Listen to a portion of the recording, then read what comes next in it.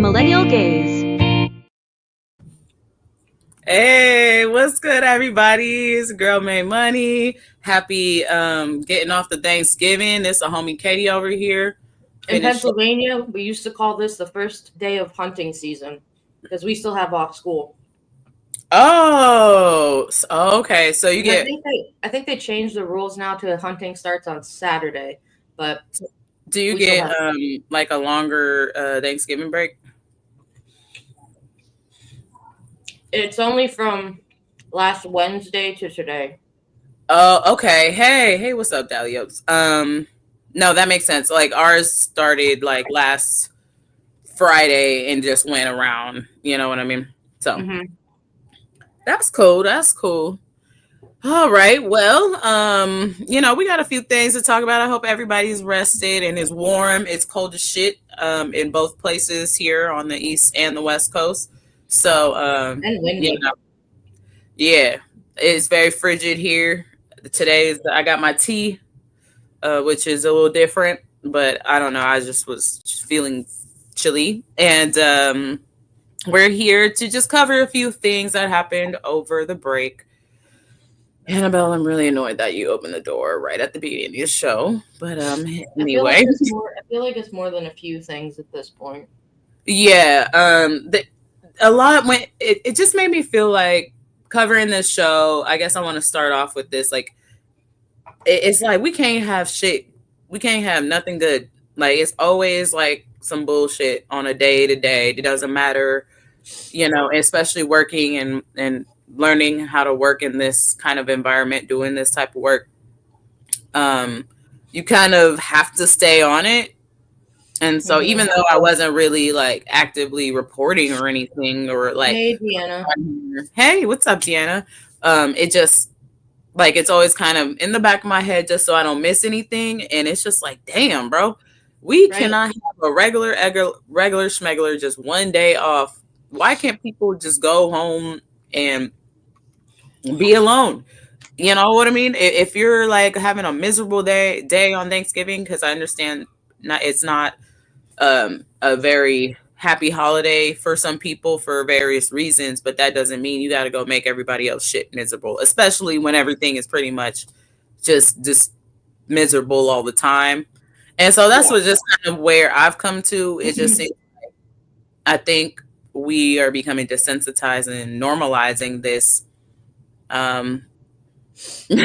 these things that are just day to day, a whole bunch of bullshit, and numbing ourselves to it is scary. But I even within myself am starting to feel that like I'm becoming a little bit desensitized to all of this daily noise, Well, especially because it's getting to the point now where it's just so much.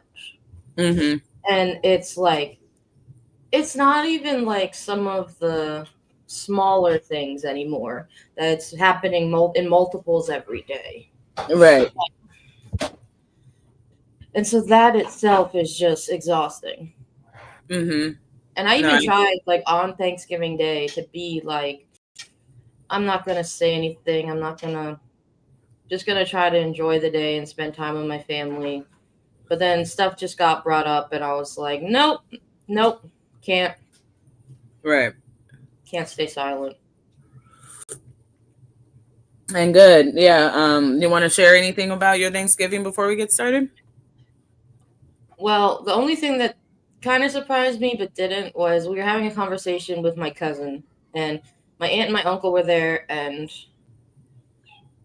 two cousins who they're my dad's cousins, but everybody's just like a cousin or whatever in our family. So my dad's cousin and her wife, they're a lesbian couple. And so it was my parents, maybe not, maybe it was just my mom, myself, my dad's cousin and her wife, my aunt and uncle, and then my cousin is a National Guard vet. He did 2 tours in Iraq and a tour in Afghanistan, and now he's a cop. But he's not like your typical, super typical, that kind of thing with all that. But he still likes to like stir the pot. And at one point he was like, oh man, I love Peter Thiel. That guy's hilarious. I was like, oh sweet Lord on high. No. That is like the worst one to like love.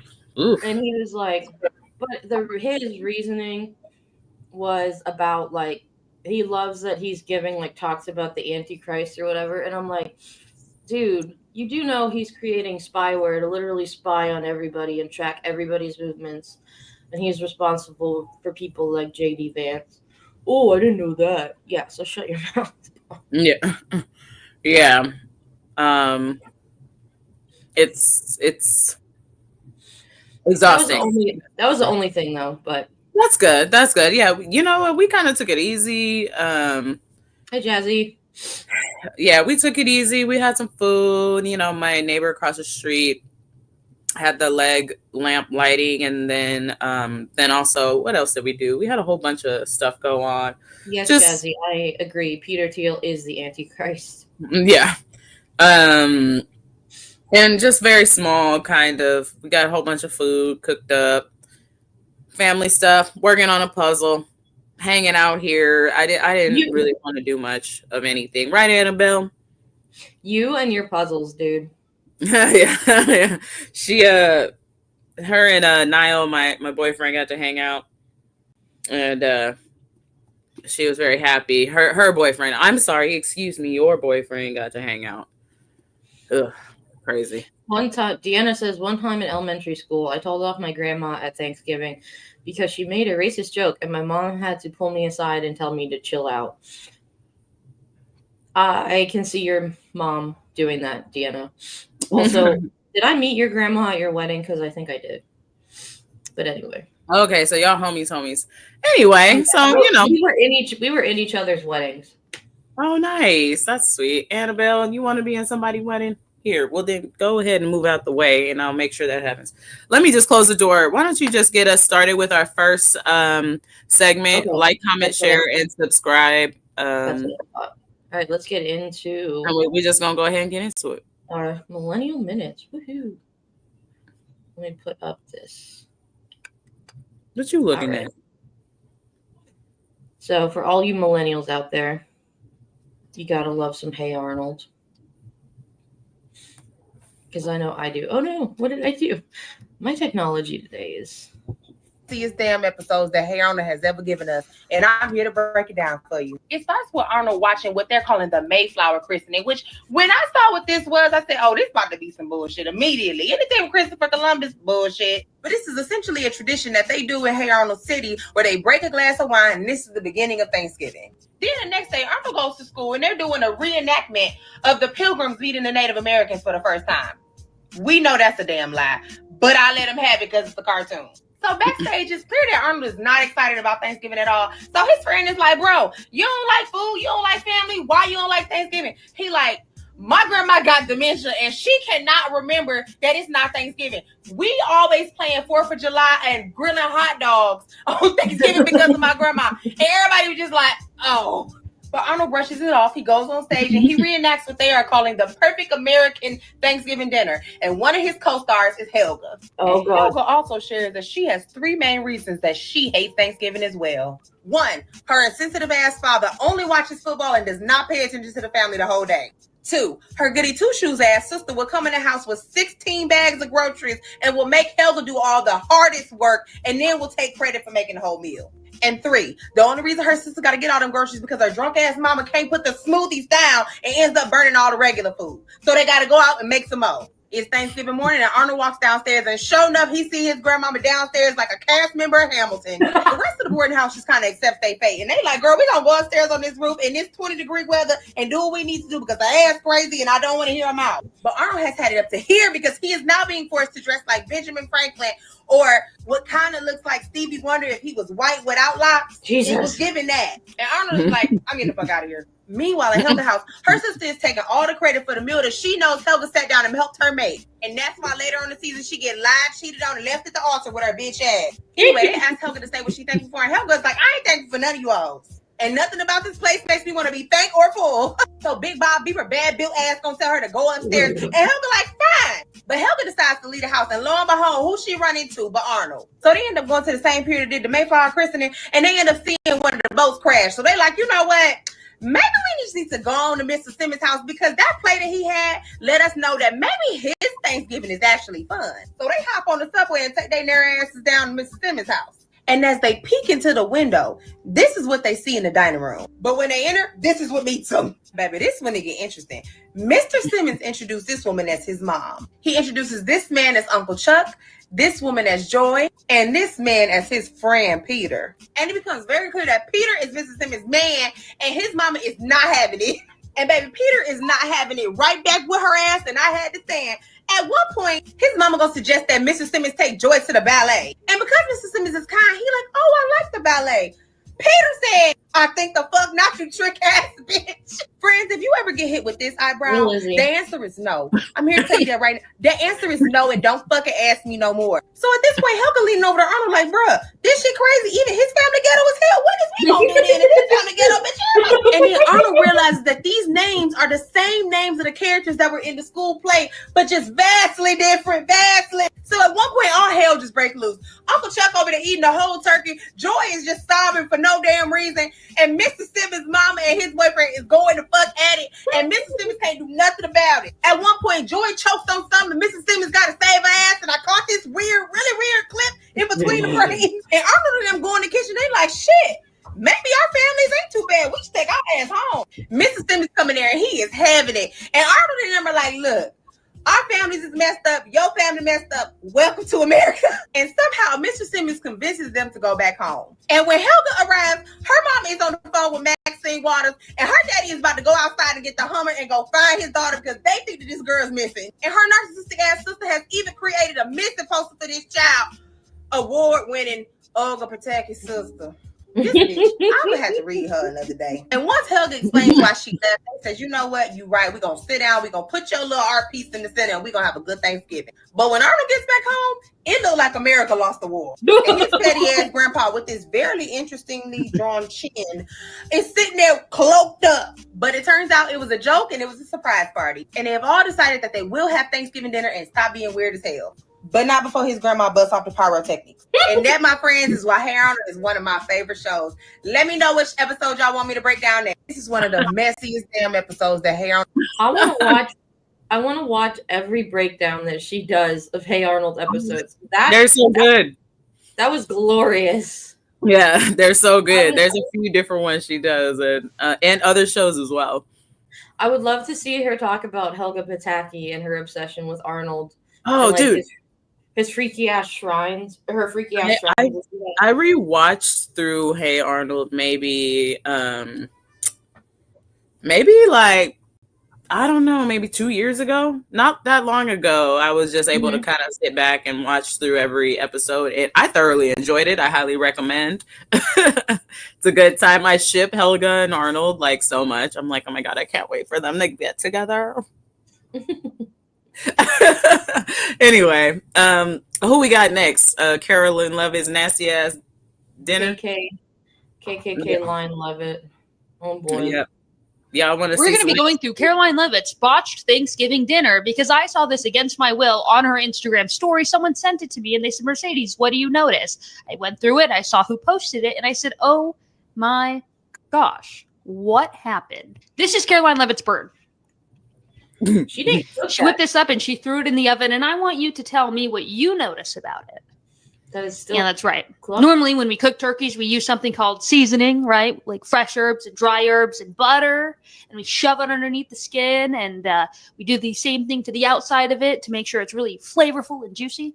No, not Kay Levitt. Okay, she just threw a single bay leaf on the drumstick and called it a day. But don't worry, it gets worse. This is the whole plating of the Thanksgiving, and we're going to go through each of these sides because it's kind of horrific. That looks like some. But first, I do want to do a notable mention to the turkey as it's finished. That is the driest looking turkey I have ever seen. Now we're going to move on to the carrot green bean dish.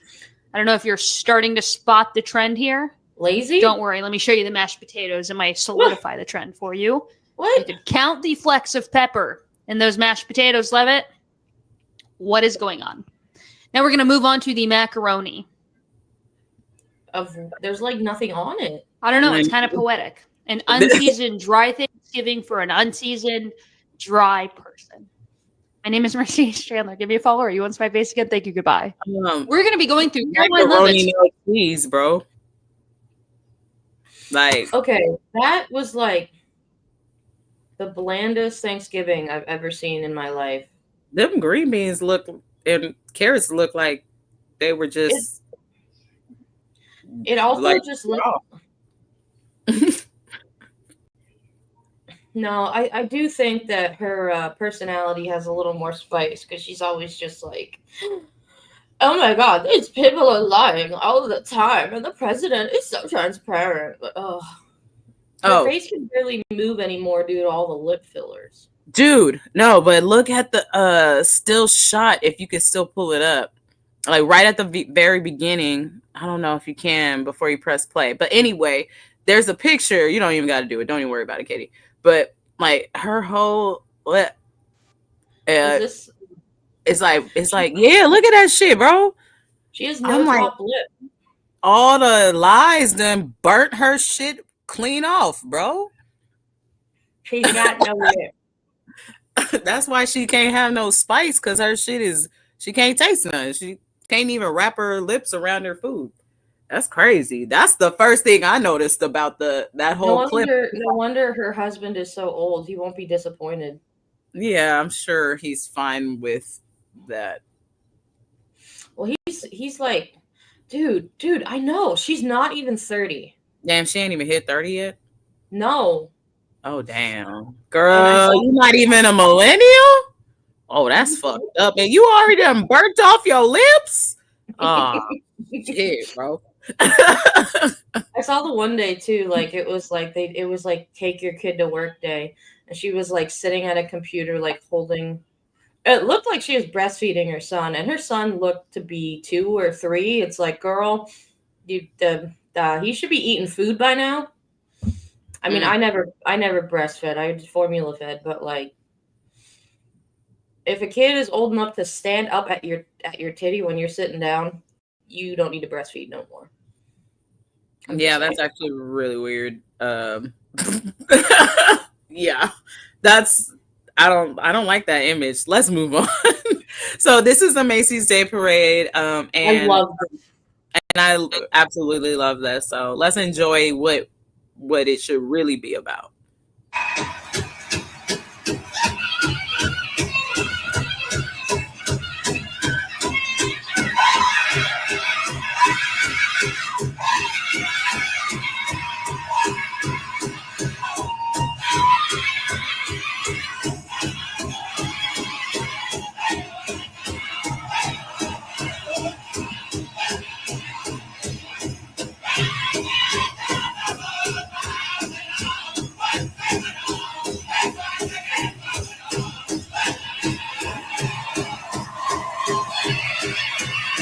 The crowd is about it too. Mm-hmm.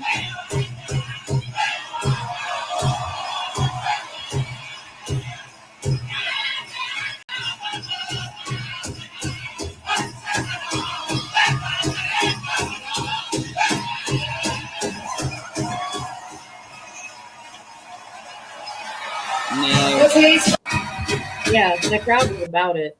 And I did some research. About Macy's. They have been anti-Trump for decades. They stopped selling anything Trump related when he made fun of that reporter like 10 years ago. Oh, they completely cut ties with all products and anything related to Trump. So having interesting. I did not know that. I was a little confused. I'm like, that's interesting. And then I heard that they have the Native American dancers come out first every year. And I was like, for a company like Macy's, that seems a little like, why is that? So I don't know. Maybe Macy, whoever that Macy's is. Also, okay, so it wasn't the reporter. It was when he made controversial remarks about Mexican immigrants during the launch of his campaign. So complete termination of the Trump brand, stating that this does not line up with our company values. They were one of the first companies to really express concern regarding his views on tariffs. And okay, they, Macy, I see you. Yeah. So they don't mess around. They've been about it for a while now. I did not know that. Thanks for that little tidbit. I'm glad I threw that in because I'm getting so tired because it's like at this point it's people are always like, okay, what companies can we support during all this? And when I watched the Thanksgiving Day parade and I saw that clip that we just played specifically, I was like, I'm gonna look into this. And then I found that out that they've been anti-Trump for a while. Yeah, that's awesome. And I mean, they don't carry any real like political things, but he's the first candidate that they have been openly saying no. Like, nah. Mm-hmm. That might be a reason why they're still kind of like up and running. You know what I mean? Yeah, especially I would have thought that it would have been one of those companies that would have kind of fell off early. But that might have something to do with it, you know? Yeah, for sure. They're keeping their energy clean.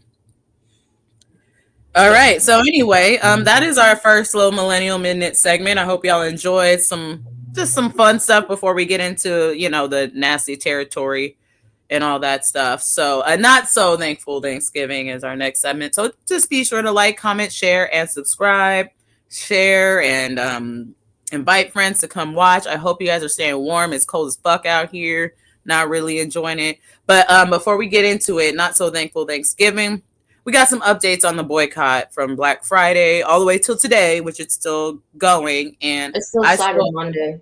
Yeah, it's still Cyber Monday. So I still highly recommend everybody stay and hold fast at least until tomorrow. But you know, and the discounts aren't even that great.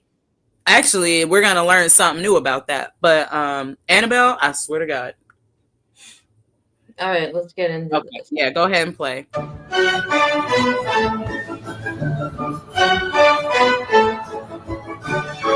And the crazy thing to me is that you have Target employees, whistleblowers, saying that the prices were raised.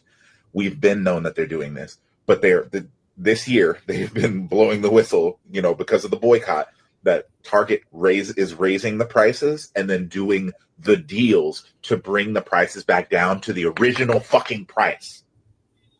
And people are knowingly going there to get scammed because Americans are not ready for revolution.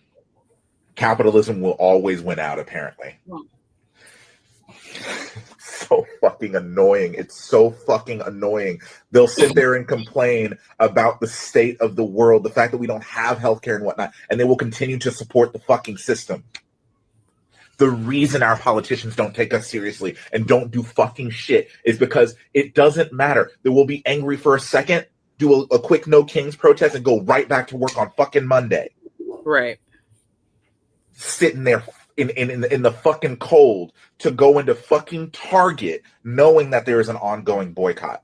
The economic boycott right now, but Target has been boycott for the past year.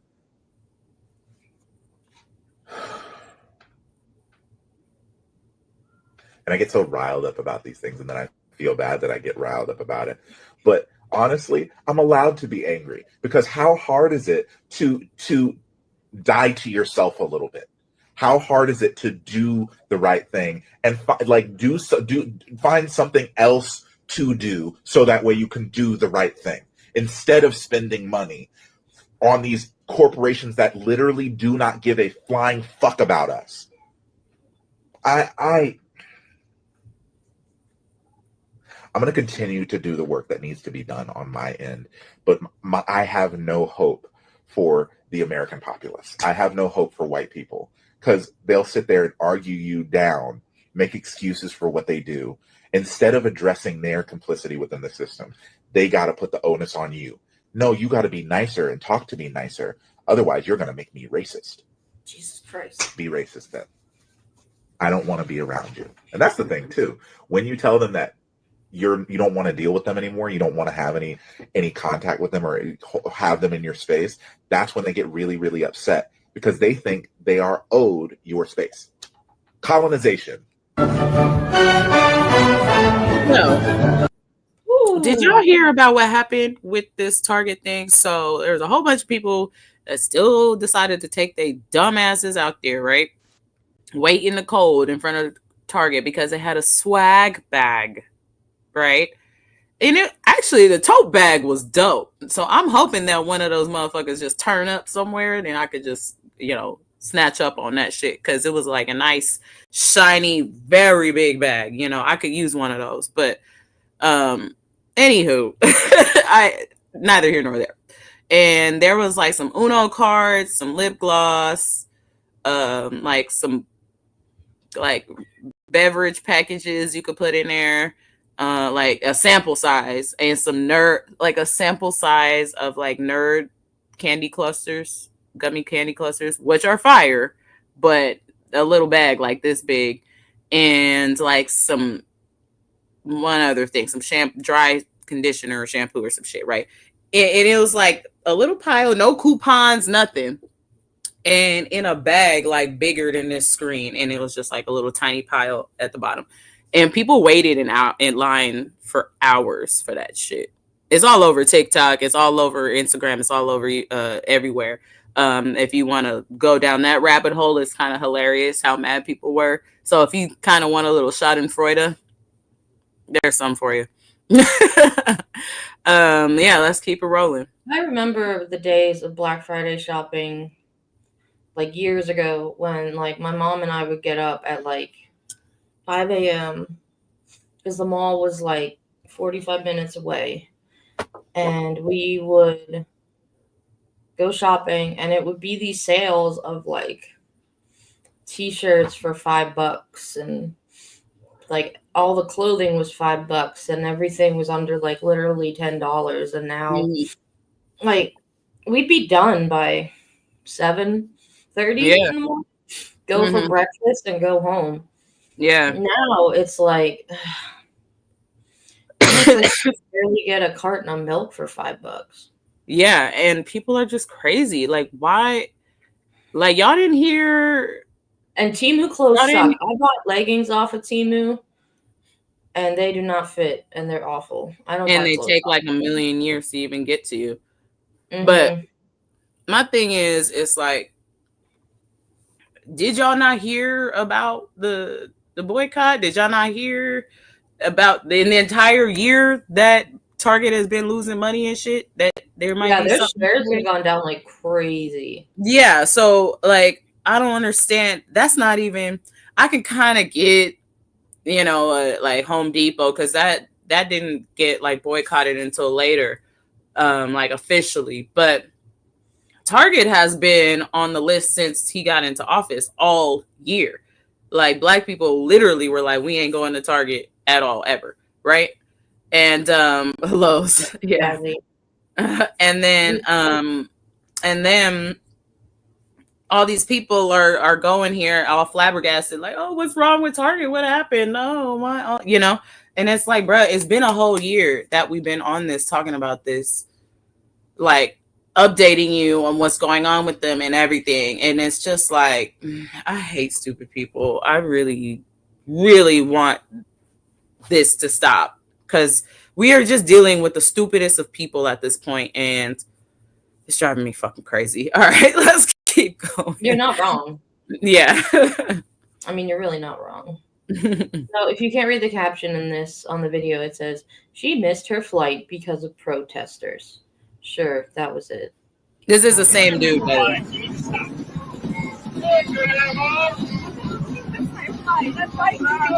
We talked about this on the newest episode of the podcast. White people are not ready for revolution. Like, as much as, they may say they are not ready for revolution, because their comfort comes before anything. They're not ready to give up their place, their position within a system of white supremacy. Their comfort. Because what happens during a revolution, you lose all of those privileges that you had. You lose that step up. Everyone becomes or will be on a level playing field, and white people are terrified of that. And part of going into revolution, protests are not meant to make you feel good. Does it suck that she missed her flight? Sure it does. But protests are there to cause a disruption, to get people angry enough to, you're not supposed to be looking at the protesters angry. You may be grumpy. You're supposed to look at the reason why people are protesting. Mm-hmm. That's supposed to get you up and out of your seat and angry at those in power who are causing these protests. Like I said, white people are not ready for revolution. Their comfort comes first.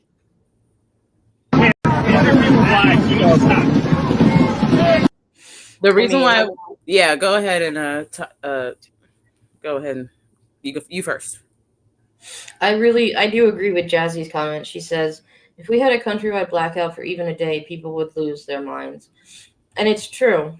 But we also have to remember, and I'm not standing up for white people, because I agree. I don't think that people are ready for any type of revolution because of comfort.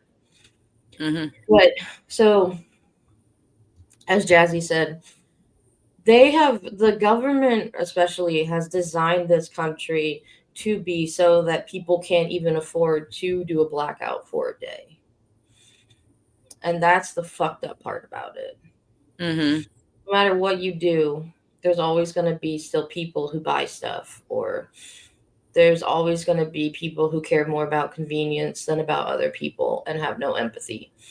So that's my thought. Yeah, that's the issue. And so I didn't bring this up. I don't know. I saw it like before I started putting the doc together and then think to save it. But it was about the general strike. And this woman was just saying, like, to have a general strike, you have to have like it be organized, because oh my God. And because you have to have mutual aid. You don't know how long you're going to be, walking out of your job. Everybody's going to lose everything. And that's why all this hope shit and all this hope talk, this right here, this conversation right here is why I am like, I don't know. I think we're just, I don't know. I don't know how far this is going to go down, because nobody seems willing to even put in any work.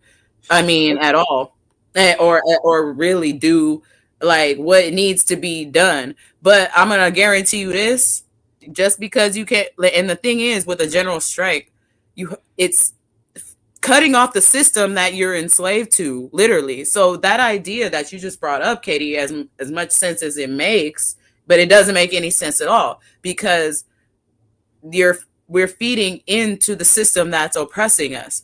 The point of the strike is to turn that shit off and cut it off, so that they have to engage with us. So I don't give a fuck how uncomfortable you are, but guess what? You're gonna be uncomfortable one way or another. You're just kicking the can down the road. And by the time we get to where you finally are uncomfortable without putting in the work, when we could have done it now, it's too late. It's way too late. You're done. So, hey, some of the stuff we're going to talk about a little later in the show is not helping, but people are starting to really wake up, because other countries are starting to get involved, because it has to do with war crimes. But that's a little late in the show. So yeah. Let's look at this comment first. Yeah, sorry. So it says, this is a capitalistic, selfish society. People will buy things from companies, even if those companies are killing people. We've been conditioned to. Some of us do break free from it. Yeah, I agree. This is going to be an ongoing conversation, I think, for a while, about how if we are even capable as far as we are down this hole, to even pull something together, to do something and organize something like a general strike. Because guess what? I haven't heard shit about the damn boycott.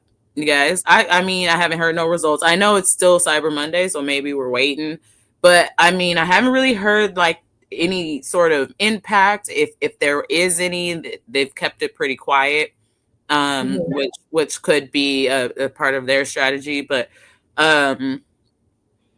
yeah, it just seems like we are like the No Kings protest. Okay, go out on a Saturday. You gonna protest on a fucking Saturday? We can't even take one day off to strike and be like, hey, not going to work, walking out. We gonna do this for one day on a day where it actually disrupts. So the ironic part was, I think the first No Kings protest, maybe something else, was on like a Tuesday or a Wednesday, and like nobody was there. Wow. Yeah, I didn't even hear about that one. Both of the ones says the news is showing more profits, but prices are up, so I'm not sure it made a difference. It's very true. Yeah, because clearly a lot of people didn't participate, didn't know about it, didn't care to participate, got scammed in the process of it with their little Target swag bags and all the other little bullshit. And yeah, but I just don't think that we're anywhere close to being near making any sort of movement if we can't even get our shit together. So I don't know. Sorry about all that hope bullshit, but hope is not enough, you guys. Like, there's nothing tangible to like even grasp onto to be like, yeah, I hope. Like, no, like this is the reality we in right now. So hope doesn't help you when the building's on fucking fire. Okay. Deanna brings up a good point. Even if the boycott had an impact, I wouldn't put it past these large companies to influence the news to cover it up to save their holiday season profits. I don't, well, myself personally, I don't believe anything that comes out of like the mainstream news, except from Rachel Maddow. She's a real one. And Lawrence O'Donnell has been really on lately. They might be next to be the fuck up on out of there. Well, they just so it's called MS Now, and like they just broke off from NBC. So I think they have a little bit more independence now. Oh, okay. Well, I don't know, but hey, we'll see how that goes. But nobody's safe in these media streets. I don't care how much, but I also think that the mainstream media needs to be completely changed and reconfigured once we're all said and done, because they've done a lot of damage. And if we can't get real reporters and real people to not be afraid to at least stand up to themselves when a motherfucker says quiet piggy to your face and calls you stupid to your face on national television, then you don't got no business anywhere around reporting, because you need to at least be able to call somebody a bitch and call them a fat hoe to their face if they disrespect you on camera. Okay. I wish I've seen somebody, I forget who it was, talk about why they haven't stuck up for the other reporters, and it's like, oh, because their bosses told them not to. Big fucking deal. There's a line. Yeah. Fuck that. And all these men, they ain't shit. I'm sorry. Like, men are not gonna come save anybody here. They're actually struggling right now. These men ain't shit. Okay. Several ones that are cool, but hey, as you know on this channel, we don't do that not all anybody bullshit. If it ain't you, and if you ain't a weak ass punk ass man, then I ain't talking about you. Okay? And you should know that. And if you feel affronted by that, then I probably am talking about you. You might need to do some reflection. All right, let's go ahead and talk to Jolly. Crazier by the second, and something amazing is happening. We know that for the last couple of years, people have been shopping online, but today, the shoppers I've spoken to, they actually want to be here in person, going in and out of the stores, trying on clothes, and of course, getting in on these deals. I am seeing signage like this everywhere. Sale signs. 27 people. I counted 27 people in that 26-second clip. So is the crazy in the room with us? The way that mainstream and legacy media is trying to hype up Black Friday and hype up corporate sales when they are down in the dirt because we're boycotting those bastards. In case you don't know, it's mass blackout right now, and we're not shopping corporate. We're not fucking participating in Black Friday unless it's small business only. But I keep seeing mainstream media sources that are trying to act like shopping is hopping, but it's not. See, this is corporations spending their money to drive a message to make you believe that the blackout's not happening, to make you believe that the boycott's not working, so that you'll capitulate and you'll go spend your money with the corporations who are taking their biggest hit right now, because Black Friday and the Black Friday weekend is one of the biggest shopping weekends of the entire year, and people are not shopping. The boycott is working. Hold the fucking line. Getting crazier by the second, and something amazing. I love So yeah, that's pretty much what we were just talking about. The media is doing a very good job at, just putting their narrative on it, and so and because now people don't know, they're going out and shopping, and they're like, okay, and it just looked like a regular ass shopping day. It definitely wasn't no Black Friday, and so on the standards, I guess I just hope that we get like a like some sort of report or some sort of like after tomorrow somebody looks at it and really looks at like what damage it may or may not have done, or kind of some results of the weekend. You know what I mean? Because I just still have yet to see anything like that. But keep an eye out for that too, Katie. Are we moving on to? Oh yeah, this is still our. So there were other things that weren't so great that happened in. I don't think this guy sleeps. Huh? I don't think Aaron Parnas sleeps. I don't either. He must just be like on the constant. Jazzy says sales look horrible. I didn't buy, but I was browsing on Amazon and noticed they changed the original prices to higher one than did a sale, so the price was actually closer to the original. Yeah, that's, as my husband likes to say, that's how they get you. Yeah, that's so whack. Mm-hmm. So more bullshit happened over the weekend. Go ahead and run it. It says, if you can't read it, it says Major Trump illegally deports 19-year-old student on her way to surprise her family for Thanksgiving. And more people need to be talking about, and that's the Trump administration deported a 19-year-old college student who was on her way to surprise her family for Thanksgiving illegally. Okay. There was a federal court order blocking her removal, and the Trump administration removed her from the country to Honduras anyway. Her name, according to ABC7, is Annie Lucia Lopez Beloza. She entered the United States from Honduras when she was 8 years old. She was a college student in Boston, was about to board her flight to go visit her family in Texas for Thanksgiving to surprise them. Airport authorities told her to step aside, and next thing you know, she was deported to Honduras. Only problem? Court documents, according to her lawyers, show that a federal judge previously blocked her deportation. A federal judge ordered the government not to remove the 19-year-old from the United States and not to transfer her outside of Massachusetts. And yet, despite that, the Trump administration violated the court order and sent her directly to Honduras. This is a major news story that people need to know about, so spread the word and follow along, stay up to date on all the news that you need to know about. I'll have much more to come very soon. We have a major... And you know what's something interesting about, like, the stuff regarding... I'm learning more about, like, the DACA recipients and stuff. Mm-hmm. There's a lot of them that, like, didn't even realize that they weren't here legally. Yeah. Or that they weren't born here, because you don't have, I mean, who remembers shit from when they were 3? Yeah, exactly. Or like when you were born and shit, like. And people don't realize this, and it's, people just don't think, and it's just. Yeah. So yeah, that's just the daily thing that happens on Thanksgiving in America now. We just go ahead and kidnap people, deport people, terrorize. Next one. News. America. This was from a day ago. America wakes up to horrific news as 4 dead, 10 others shot during a mass shooting at a children's party. Jesus. I'll play this and then I'll say how I feel, because We have some really horrific news about the mass shooting in Stockton, California overnight.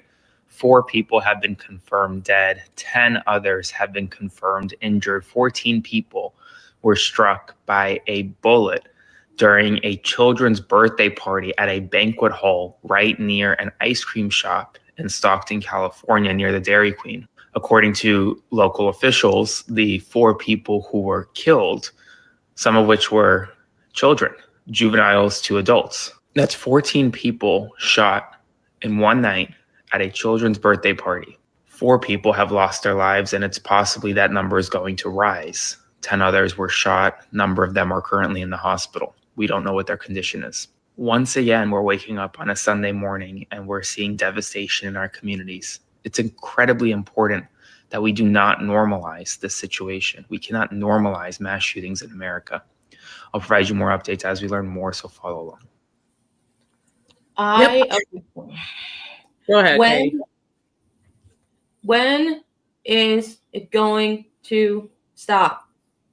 A children's party. And these people, like, there was a shooting the Wednesday before Thanksgiving involving the National Guard. And the one who passed away, unfortunately, had said previously, like, she didn't know why they were even there. And they don't even talk about her. They didn't even do the flag half mast we had for Charlie fucking Kirk. They do it like, this is just, these are children. These were people just trying to celebrate a birthday party. It just makes it so terrifying that, like, nothing is safe.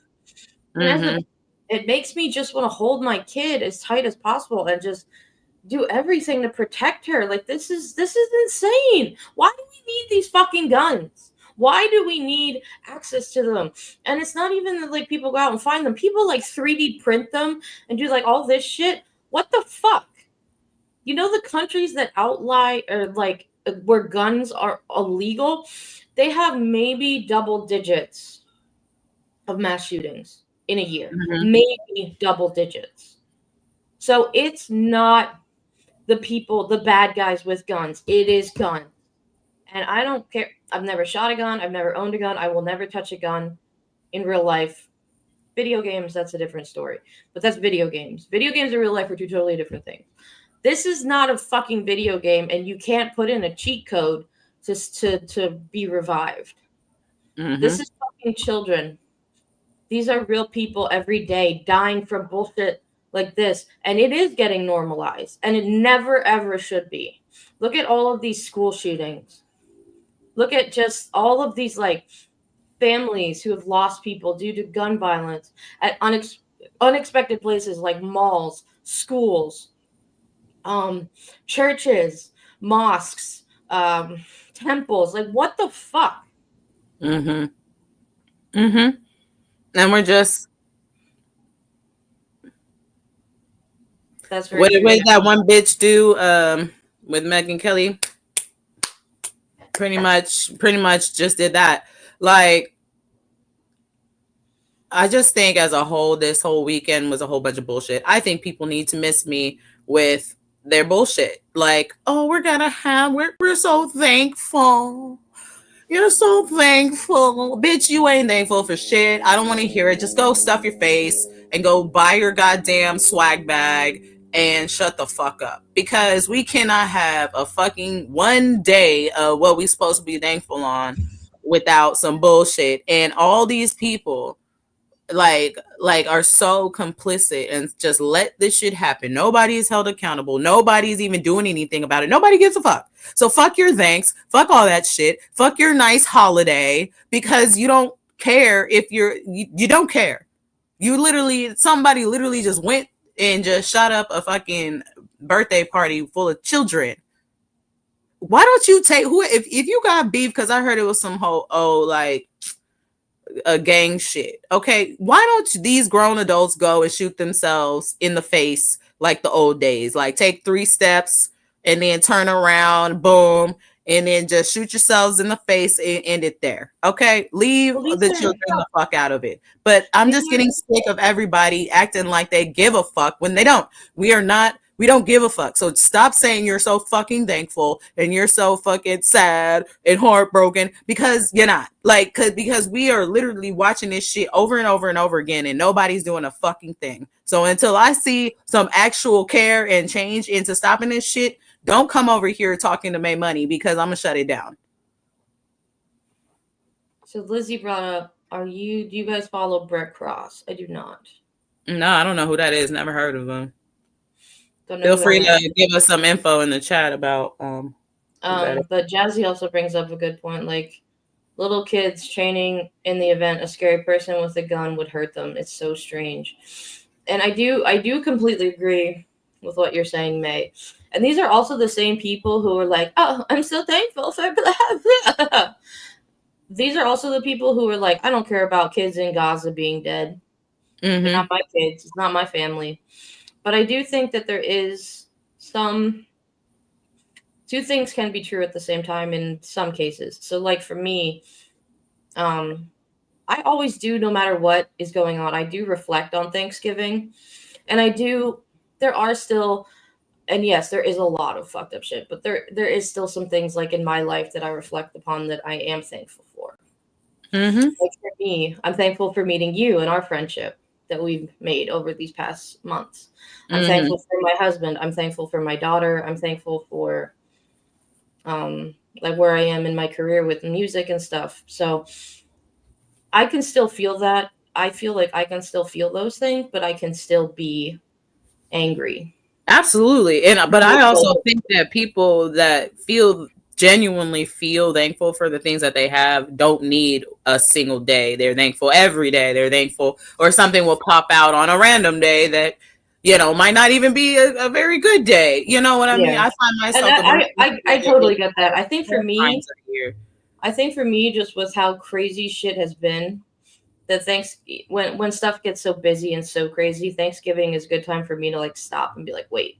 Oh, for sure. Take a step back. I was definitely thankful for that week-long break now. No, don't get it twisted. May Money was chilling. Okay. So Lizzie said that Brett Cross is a gun reform activist in Texas.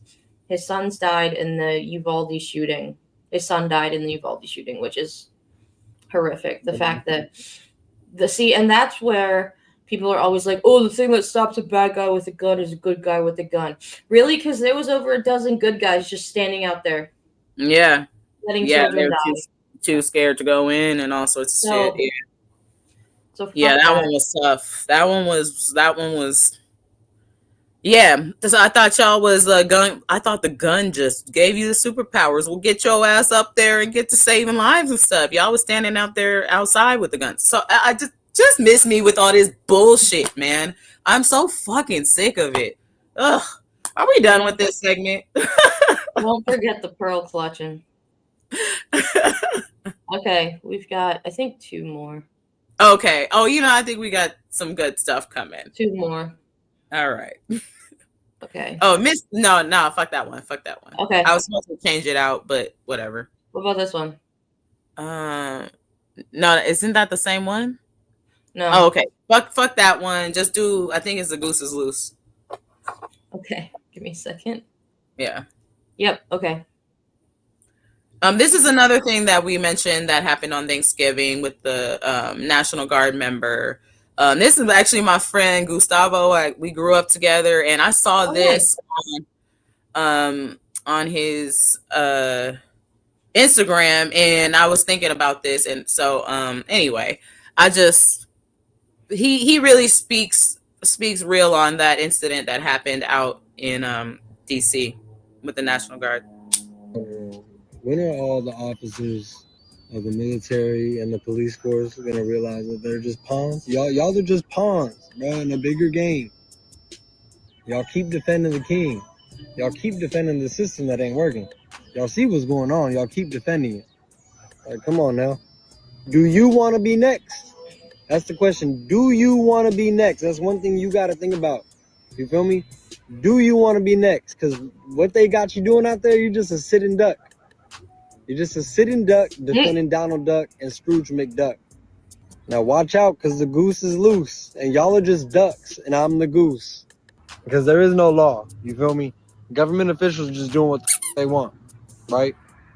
So there is no law to uphold. You're just collecting a paycheck.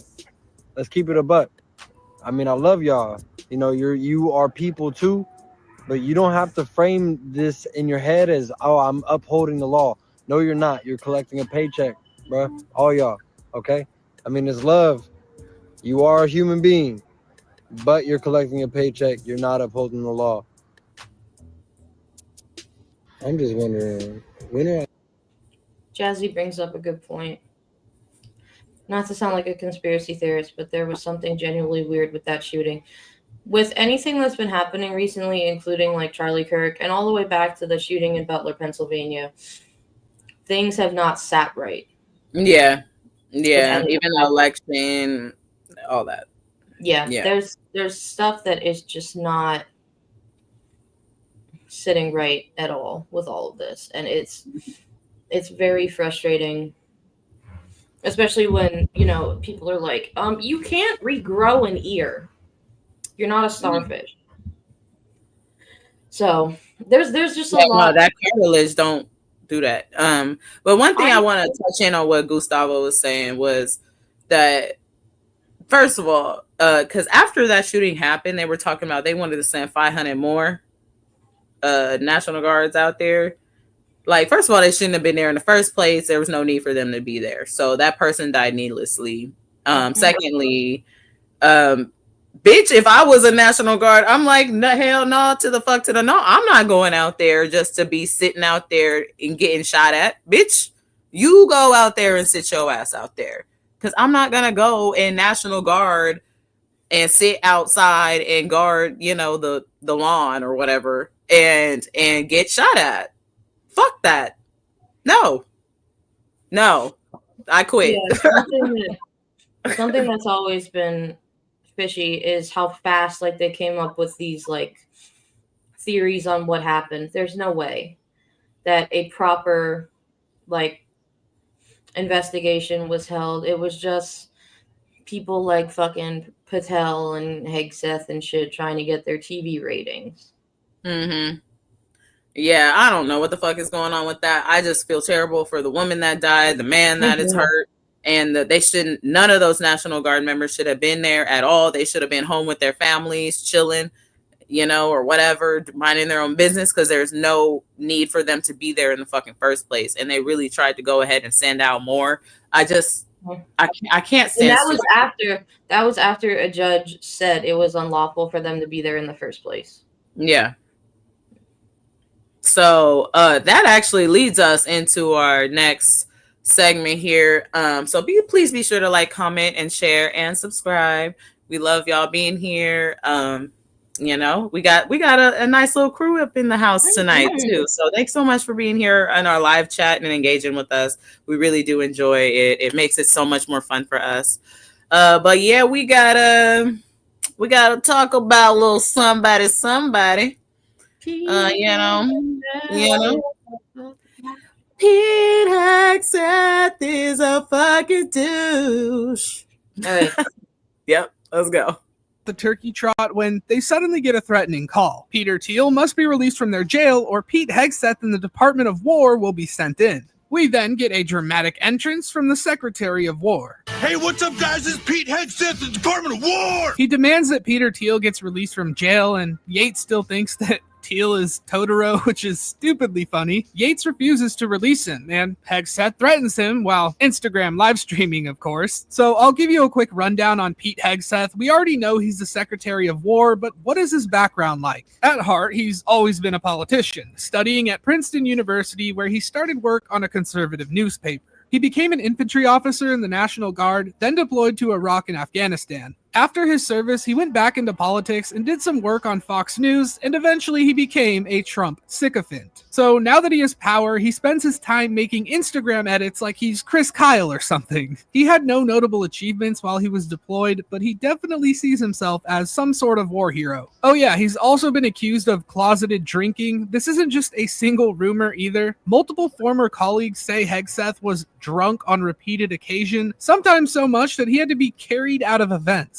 Some of them even said they could smell booze on him while he was working. So Yates isn't intimidated by him at all and just kicks him out of the station. Obviously, Matt and Trey are satirizing that Hegseth isn't the beacon of masculinity he tries to portray online. In the next scene, we see the South Park Community Center, where most people in the town are registering for the turkey trot. The boys are concerned with how many people are registering for the race, but Cartman assures them that he's been scouting and doesn't see any real threat for now. Wendy and her friends show up, and Cartman laughs this off, assuming the girls have absolutely no chance. Hey guys, what's up? I put the Pete Hegseth timestamps just to be safe on with the South Park stuff, because I don't know, they kind of got us last time a little bit. So can you just pay attention to the timestamps there? But yes, closeted drinker. I'm like, bruh, can you please be open with your shit just like everybody the fuck else so that you don't get hired for the Department of fucking Defense on accident or some shit? Jeez. Ugh. We then get to see Pete Hegseth doing one of his cringy Instagram edits to show how much of a badass he is. In the middle of this, he gets a call from President Trump, who scolds him for not getting Peter Thiel back yet, and Hegseth responds that he's going to need the full support of the Department of War. I'll need all our tanks and guns and dudes. Trump then tells him not to just make a bunch of content, but to actually go and do something this time. In the next scene, we see the town getting ready for the big race. A news reporter is interviewing people, and he goes over to Cartman to talk about his strategy using race science. Cartman explains that nowadays a lot of people are trying to debunk science, like how vaccines and science is science. Cartman goes to meet with his team, and to his surprise, Token isn't there. Apparently, Token made the political decision. Oh, can I add something in, Katie? Because it's also kind of skippy. You can go to the next timestamp too. Just to get through this part. I want to show the Pete Hegseth funny parts because we got to get into his ass a little bit. One thing that wasn't mentioned while Katie gets set up, dude should have been held accountable for the signal chat that happened like within the first. There wasn't just one, there was a couple. There was 2, maybe 3, 4 of them. You know, I would say two big ones that we saw. We don't know about what we didn't see. That should have been the first fucking been like, nah, bitch, you gotta go. Because you over here on a drug dealer app talking about war plans. And I think that bombing might have been fucking illegal. Shit. It's not might. It is. Because right. If an enemy has clearly surrendered, my husband and I are talking about this. If an enemy has clearly surrendered or is not incapacitated to fight back, it is literally illegal and a war crime. So I don't know why we acting all flabbergasted now when we could have been addressed this a long time ago. I'm so fucking sick of this shit. All right, keep going. Oh, this part was hilarious. Meanwhile, Hegseth is scouting the town and gives a line that also competes for the funniest of the episode. Holy shit, we've got an Antifa uprising! He tells his soldiers that the town is starting an insurrection, but nothing is going to stop them from getting Peter Thiel back. Cartman shows up at Token's house to confront him about dropping out of the race. Token is playing Arc Raiders. I've seen this game all over. Oh, definitely skip that. He talks about Arc Raiders for quite a bit. Nerd! Just kidding. Thank you for your work, sir. Fired! Shots fired! Hegseth goes into full content mode, saying they're under attack by liberal terrorists. He starts giving orders on how they're going to stop this woke liberal mob, but he makes sure to emphasize that it's about getting content. I want you posting on Instagram and Twitter. Homeland Security shows up, led by the beautiful Kristi Noem, to come support the Department of War. Instead of working together and making plans, they just fight over whose content this is. Cartman has managed to lure Token to the... Oh my god. Oh, I love this. Oh, she also shoots another dog in the scene. I don't know if you guys saw that. I thought that was hilarious. Because I kind of forgot they had that running thing. But, yeah, let's just close this little recap out. And then we'll get everyone at the race.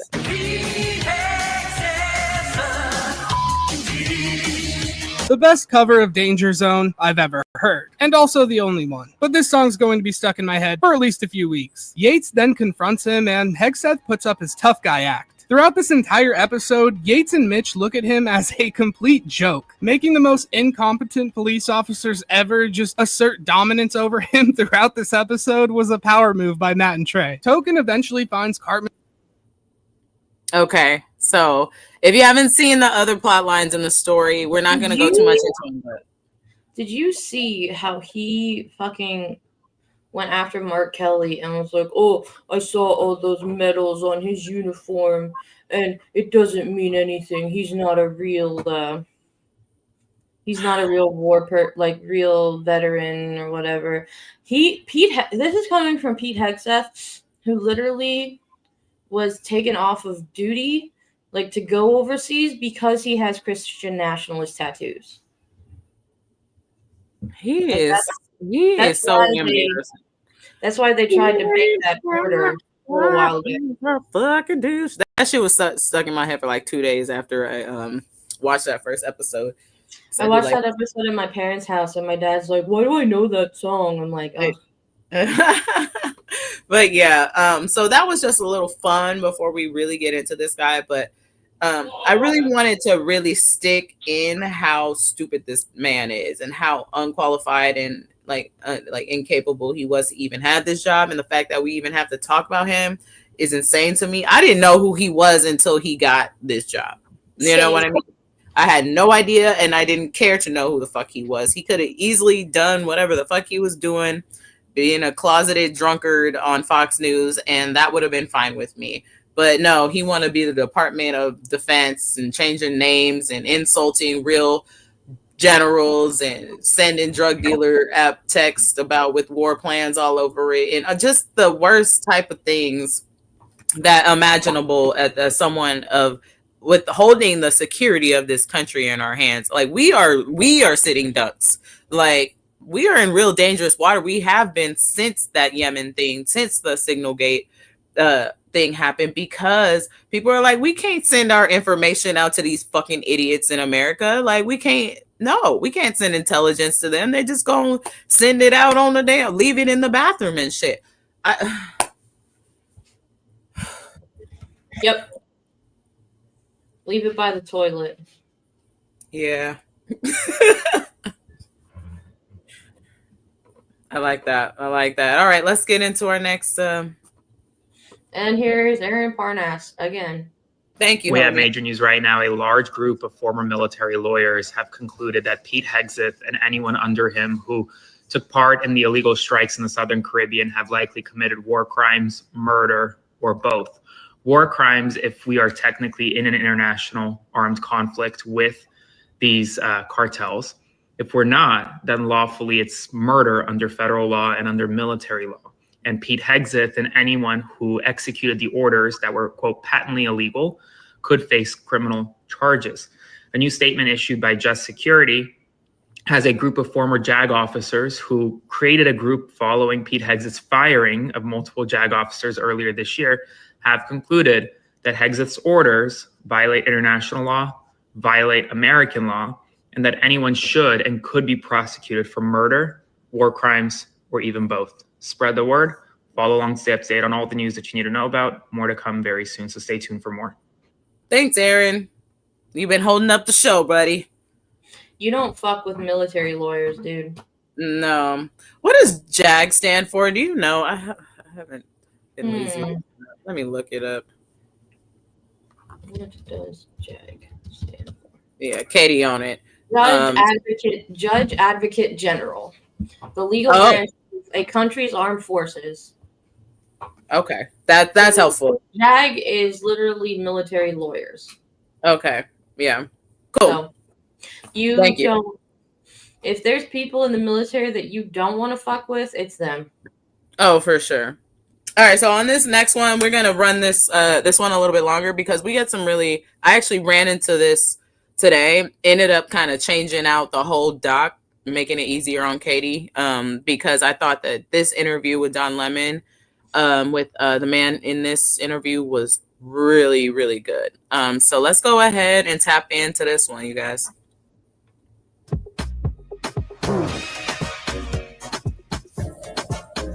I just like the dance.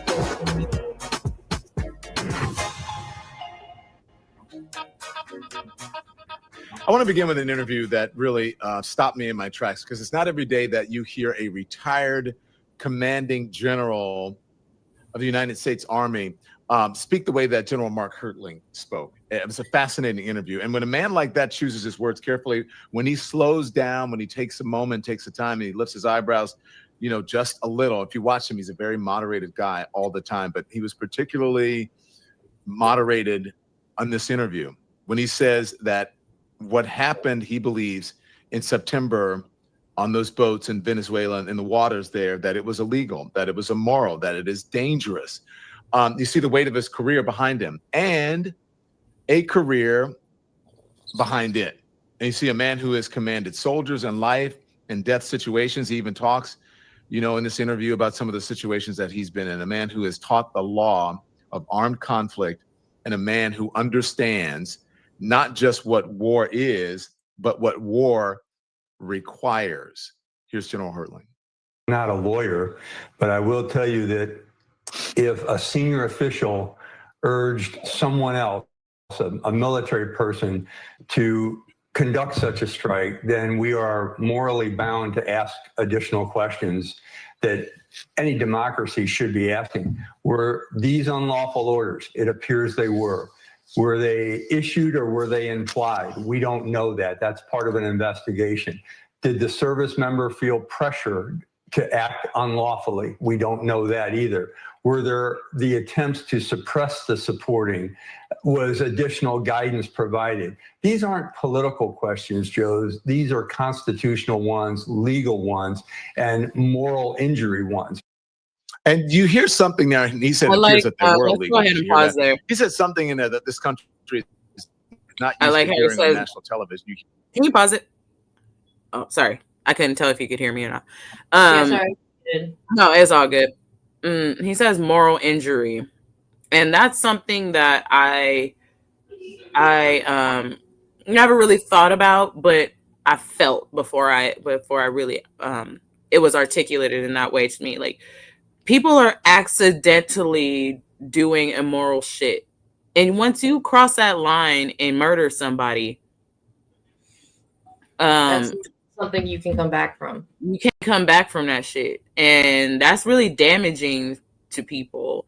And I think that's super important. But of course, we don't care about anybody else and how people feel and how just that can affect, people. And so that's why I think that this military kind of law and order is put in place to protect not only, everybody else, but to protect the soldiers that are having to carry out these things, because these aren't easy things to do.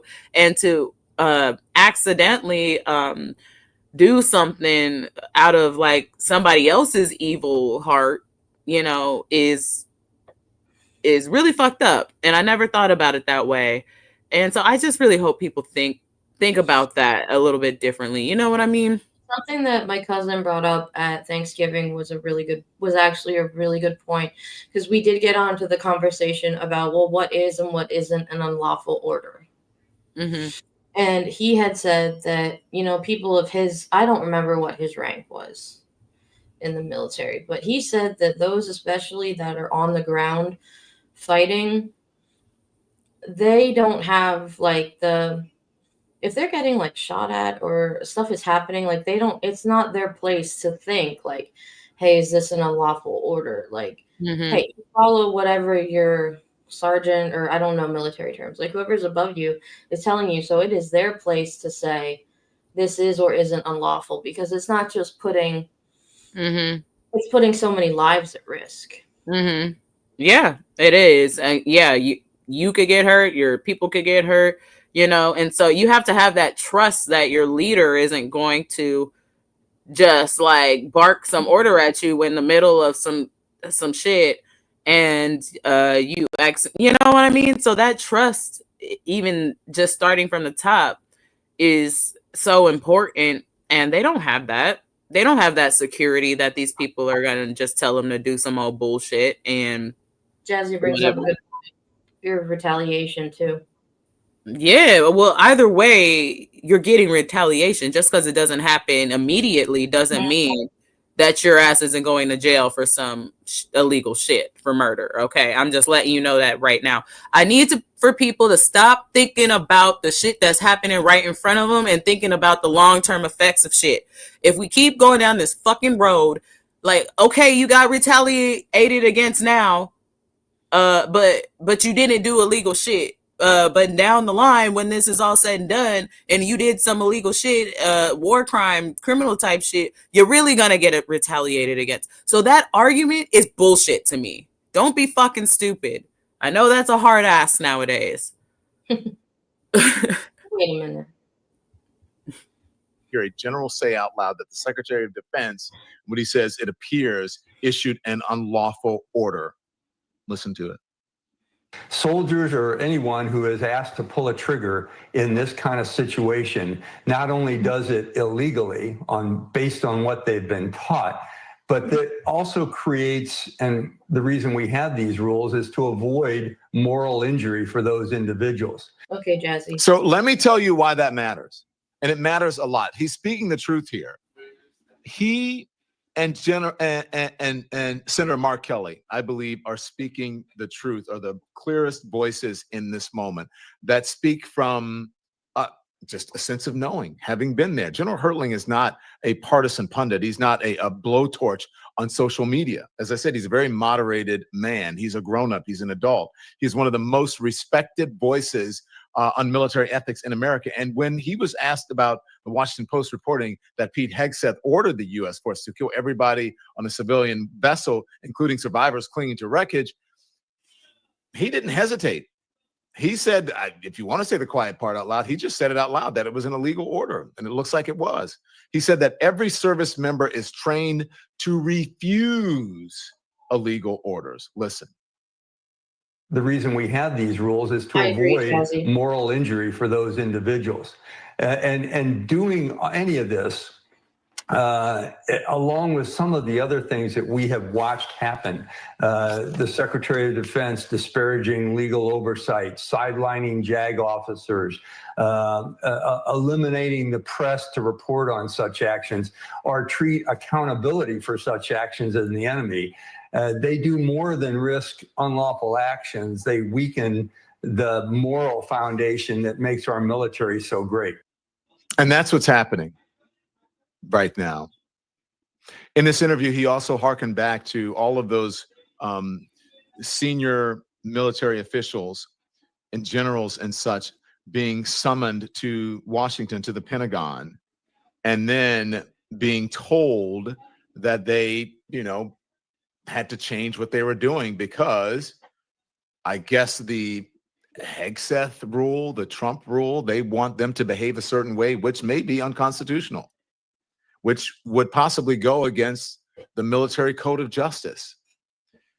General Hertling said that there's no ambiguity here, that there is no interpretation gap, that there is no gray zone, that it is illegal. And he's saying this is where the moral fabric of the United States military was being stressed and tattered and torn because of the leadership of Pete Hegseth. So Pete Hegseth is not only responsible, Donald Trump is responsible, even more so, because he put someone who's unqualified in this position. Yeah, this is just, there's still some timestamps left, but I think that he got the point across pretty well, unless there's something I'm missing. You're muted.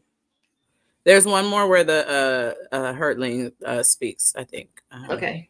And General Hertling said something. Shoot, sorry. Okay, I got it. Yeah.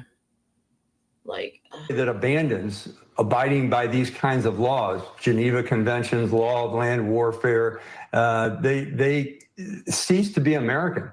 And a military that fails to investigate serious allegations of this kind of conflicts invites tragedy at the strategic, the moral, and the human domain. So that's not a cable news soundbite right there. That is a warning from someone who has seen what happens when guardrails break. And we're at a guardrail breaking moment. This is a glass breaking moment. I can't tell you how serious this is. Everyone should be paying attention to this. This is not a... Okay. I get it. Yeah. No, that's what I was trying to... that's just crazy. The glass is already broken. Yeah, At this point, At this point, the glass has been broken for a while, and they're literally just throwing it at people. Yeah, I'm tired of people talking about, oh, we're almost there, or this is where we're headed. I'm like, bitch, I don't know. You can check that Trump tracker. We had 1901 as of yesterday. That's what it said last time I checked. Yes, we passed over that, Jazzy. So I'm pretty sure the glass has been broken. Why are we talking about this shit like we ain't in it? Like shit in it. it's almost gonna be a full year. Well, to you, they got back.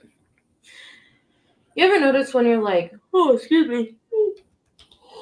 You ever notice when you're like watching movies and there's a movie where it's about like a country that has a dictatorship, and you're watching a movie and you're watching something like the news on TV, and you say to yourself, like, how can people not realize what they're in? That's where we are. Mm-hmm. Yeah. I'm tired of us talking about this shit like it's in some distant future, or like we're headed towards it, or acting like it's in the past. Or we need to address the situation like with reality, you know what I mean? Talking, because even just that type of thing of saying like, oh, we're headed, the guardrails are going to be broken, even that is almost damaging in a way, because it's like it keeps people from acting accordingly, you know what I mean? I still have time, you know what I mean? Yeah, people are procrastinators, like they still think there's time to spare. Yeah, I think that's what it is. And yes, we did see that fucked up Franklin. I don't know who the fuck drug Franklin out of the fucking 90s, but that ain't cool. Leave our 90s fucking cartoons the fuck alone. They tried that shit with Pokemon. I'm sure they got up in their asshole for that. That Franklin, come on now. Really? Like, they really true, Jazzy. There are too many distractions to keep us focused, because I know for me, like, I like to use technology for certain things, and like, so I'm a pit musician, so I'll use technology to like play my music on it. But since I've been doing Rent and directing Rent, I tried having like electronics on for a while, and then I literally went back to like the original of like Post-its and notebooks and writing stuff down, because there comes a point with electronics and stuff that it becomes too distracting, and it gives you like a crutch that you don't need. So. Yeah, but also now we've gotten so far into the point where we need it to even get the news that we want or that we need. So we're stuck in but now at this point, the only way that we can improve our situation is if we actually start to utilize the tools that we have now that we've crossed over to this point where newspapers and shit aren't really helpful anymore. We have to use our shit correctly. We can't just have people all over the internet just running amok, doing AI and fooling the old folks and talking Nazi shit, and yeah, we have to have some sort of something, but we'll get there. Because right now we can't even get our feet together. Franklin, yeah, dude. Franklin would never. They don't know Franklin like we do. So leave Franklin the fuck out of this. I don't know what kind of you must have found Franklin's bumfuck cousin, because that ain't the Franklin I know. If you just saw me gesturing, my husband was putting my little one to bed, and she has these two little stuffed Elmos just kind of staring at me as he carried her in. Oh, that's funny. I love it. Elmo's my homie. All right, so here we go. Okay, exit messaging. Palate cleanser. You see, what people in this administration are failing to realize, people like Whiskey Pete and Christy Nom Nom, is that a snake will always be a snake. And he's going to throw them under the bus the first chance he gets, because he doesn't want to go to prison. Meanwhile, they'll be passed around for cigarettes in there. And once they get in one of your holes, they get in all your holes. And then you have loose holes. They need to start singing like canaries. Why are you standing up for someone that will easily throw you under the bus? We have seen it time and time again. He takes no accountability. Meanwhile, he needs to be in a Shady Pines prison himself. All right? That's what's happening. You see, what people in this administration are failing to realize, people like Love that. Appreciate you, Shonda. They're gonna have lots of loose holes after being in prison. And it's exactly what you think, honey. You should see his face right now. He's like, it's exactly what you think. Like, dude. Yeah, no, I'm telling you, like, y'all think y'all safe here. The poor little ICE agents, all of them getting scooped up. They gonna need to make some room. I think it was like it was some kind of hearing with Congress, and it's gonna be that time. I'm getting tired. Mm-hmm. But Jasmine Crockett was interviewing someone who I guess was a lawyer for Trump at some point. And he's like, yeah, I defended her, like the president or whatever.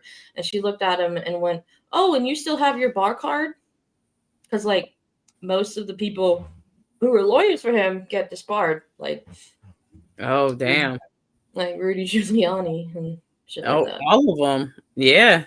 Mostly, yeah. She's like, wow, I'm surprised. You're the only one. Damn. Yeah. Because Jasmine Crockett's a lawyer and she does not play. Oh my God. Hey, Jazzy said, well, you ain't fucking with Lil Bill. No, I feel you. Lil Bill, don't even come over here with the Lil Bill. I love Lil Bill. I love Josh Johnson, so I'm excited to hear what he has to say. It used to be an event. It was the closest that we've come as a country to the purge. You know what I mean? Because when you think about it, like, okay, you are a Best Buy. You are a Best Buy somewhere in America. You know that you got 100 people camped outside from the night before to get these TVs. You know 300 more people are coming to get these TVs. You know you only have 12 TVs. Why is there an inventory issue now? Do you know what I mean? This is the recipe for a riot. This is the exact equation. 100 plus 300 minus 12 is bricks. How did you not plan better? And then you'll know, remember the footage. We'd see the footage from Black Friday all over the country. People just wailing. People punching old people in the face. We were watching our society crumble. And like, there was never like a police presence. The first year caught us all off guard, all right? I don't even remember what year it was, maybe like 2006, whatever. First year that Black Friday came and it was like, everyone started fighting and everybody charging through to get in and stuff like that. It took everybody by surprise. I get it. The next year, you should have prepared. One day a year where we would just go absolutely batshit. You never saw anybody get arrested. They're on the news. Do you know what I mean? Like their faces on the news fighting, like fighting for the toy, right? And then like trying to hold on to a toy and they getting their licks in between gripping and readjusting their grip on the toy. I wonder if now that it's so easy, now that Black Friday is just this formality where you just, click, get the deals sent right to your house. I wonder if anyone who engaged in the violence is embarrassed. You know what I mean? Like, because think about it, because you couldn't have known what the future was going to bring. But if you had just been a little bit more patient and let the technology catch up to the demand, you wouldn't have had to rock so many nanas. You know what I mean? And just telling that story makes me sound old because there are young people right now who will never understand what any of that was like, So now I'm sitting here, I'm talking to my grandkids, and I'm like, your nana got curb stomped for me to get a PS5 because she loved me, all right? Black Friday used to be an event. It was the closest that we've... That's funny. Yeah. So you said you checked last night, the Trump tracker. This is today, 1909. Oh, so we just got a good 8 that got added to the chart for the total. Look at that, guys. We just moving right along. And the highest category in this is undermining democracy. No fucking shit. I'm sure they're gonna break this up into even more categories soon. 495. Which one does that say? Suppressing dissent. Oh yeah. Mm-hmm. And then the 398 one is anti-immigrant or militarized nationalism. Oof. Yeah. Yeah, that's gotten a lot higher. For sure. Yep. So because I kind of let it tick up on my ass. I hadn't checked it in a while. And I was like, ooh, damn. Okay, we hit the 1900s. Mm-hmm. Yeah. checking all the boxes, you guys. Anyway, so that's our show for the day. Thanks so much for being here. I hope you guys had a good time. We had a few laughs in there, a few harder things to talk about, but I think we had a really good time just hanging out and discussing some of these things that happened over the week. I'm back at school. Katie over here finishing with her rent, I think. Yeah, I've got tech week starting tomorrow. So I'll be basically never home and never around. But yeah, anywho, maybe I'll sneak in a May Money's apartment studio sometime this week, or I don't know. Let's try to sneak in some clips and things like that. Oh, thanks, Jazzy. Oh, thanks, Elliot. And Lizzie, thanks for being here.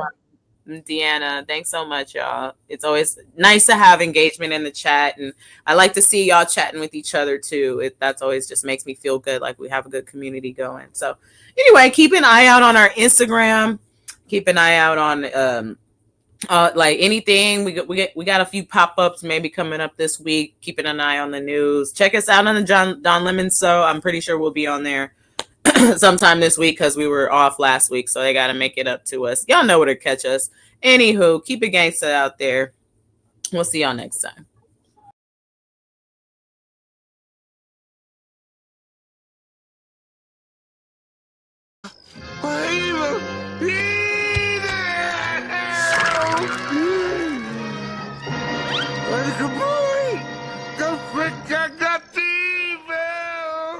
All I said was there's evil afoot. Evil!